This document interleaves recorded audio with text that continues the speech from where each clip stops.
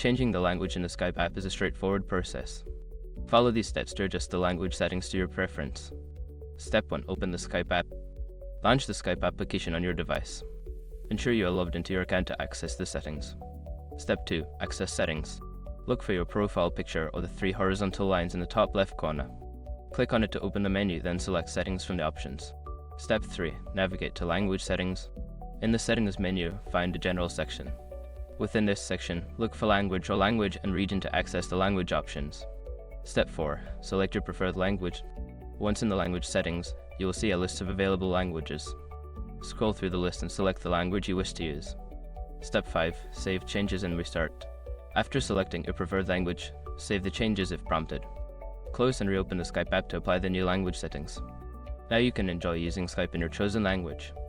If you have any further questions, feel free to explore the help section within the app.